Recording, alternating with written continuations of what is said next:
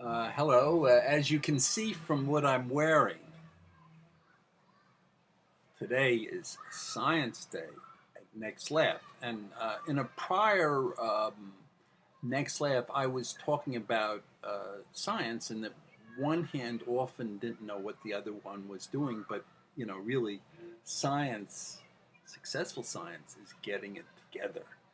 And because of my last Science Day, researchers have gotten in touch with me from the top universities, and I've had I've had many different proposals, but there's one that is just exceptionally fascinating that I want to present to you today. This is it's on sexual behavior, and what they are asking, what a particular group of scientists are asking, who are on the cutting edge, is why on one level you have the male member of the species is like this, in its behavior,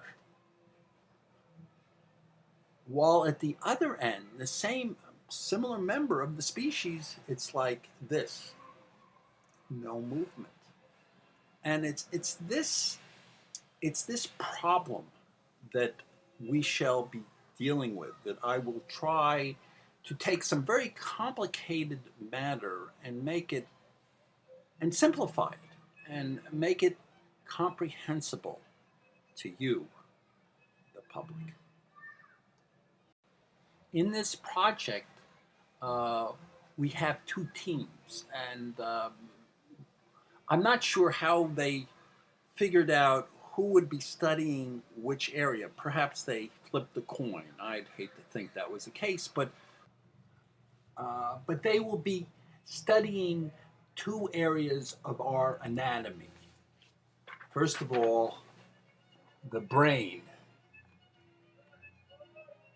which differs us from the rest of the animal kingdom, and the scrotum, which places us squarely in the animal kingdom. Let me explain. The theory that these scientists are trying to get across is this type of behavior of like this and this have nothing to do with nurture and everything to do with nature. That when the sperm penetrates the egg, it starts off a chain reaction. You have the embryo, you have the blastula, even the name blastula. You have the DNA breaking up.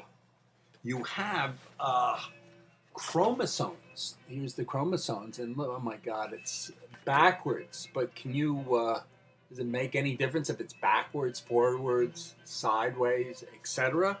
And finally, you have a male gene. And if this doesn't look like a freaking atomic bomb going off, I really don't know what. And can't things get mixed up?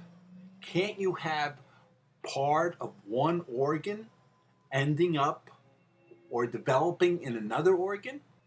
And couldn't you wind up with part of the brain being literally in the pants and part of the scrotum ending up in the brain? And couldn't this have something to do with like this? Look at this. I mean, the brain, we're saying the brain's in the pants, but let's be serious. The brain is in the scrotum, and it's saying to itself, boy, it's looking at women, at the opposite sex, as a minefield. And, you can get some, out of this particular model, what they're thinking is that you can get the great aesthetics in history. You can get, in the Catholic Church, you can have the Pope, and you can have the Congress of the Cardinals, and the testicle firmly embedded between the frontal lobe, which has everything to do with your reasoning, with your emotions, and with planning, and the uh, parietal lobe, which has everything to do with orientation in space and time. I mean, these scientists might really have a point. I mean, you can explain Bill Clinton with Monica Lewinsky. I mean, that helped destroy what had been a very, very good presidency. Elliot Spitzer, who was, for example, uh, prosecuting crimes that he himself was committing. Uh, Silvio Berlusconi, who's become the laughing stock of Europe. Again, this is only a theory. What the scientists now need is physical evidence. And the way they'll get physical evidence is when Bill Clinton, Elliot Spitzer, Silvio Berlusconi, and other with this kind of aberrant behavior where they've, sacrificed all for like sexual peccadillos, when these people pass away. And what they shall be asking for is to, in fact, one up Einstein in not only leaving their brains, but their private parts.